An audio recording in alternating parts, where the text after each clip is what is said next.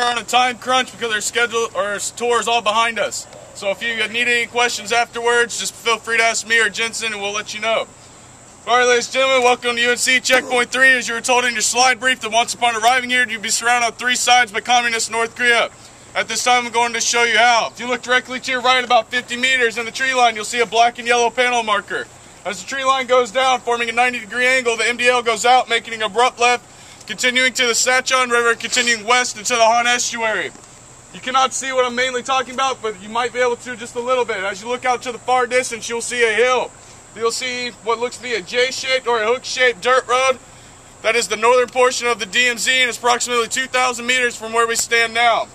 If you look amongst all the trees, you'll see another tan building. KPA guard post number 5 is currently monitoring us at this time. So once again, please don't point, wave, or make any gestures towards North Korea in any way. Dang, I hate this clarity. As you look out into the field, once again, you might be able to see it, you might not. But you'll see a blue rooftop building. That is the former Czech and Polish NSC camp, however, is no longer used. North Korea claims it is their QRF, or Quick Reaction Force. However, we seldomly see any vehicles or personnel there, so we give it the nickname North Korea's Slow Reaction Force.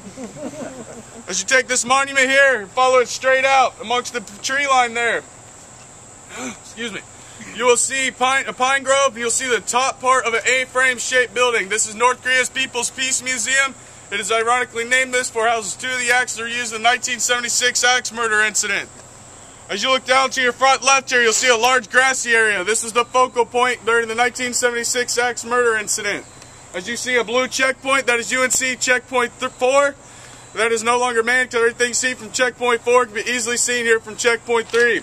And then you'll see the bridge of no return, and on the other side is KPA guard post number 7, and it is still manned 24 hours a day. We will be driving down there, so you'll be able to get better photographs of this area. Now, if you look to your very far left, you'll see the large flagpole that stands in the village Gyeongdong, a propaganda village. As you can see, the flag is not flying well today. It takes a large gust of wind to get this flag flying, and it has a dry weight of 600 pounds. It must be lowered during inclement weather for it to tear under its own weight. You can't really make out the village, but if you remember from your slide brief, you had seen that it looks like a really nice place to live. Well, it is more or less a multi-million-dollar Hollywood prop set. All these buildings pretty much are mostly uninhabited. The way we know this is from when North Korea does have electricity, they'll have bright lights at the very top floor and they'll just dim down as it gets towards the bottom floor. That is how we also know there's no floors inside these buildings. There's also some windows and doors even painted on. By this time, you have about 3 minutes. Continue taking all the photographs. If you have any questions, please feel free to ask me.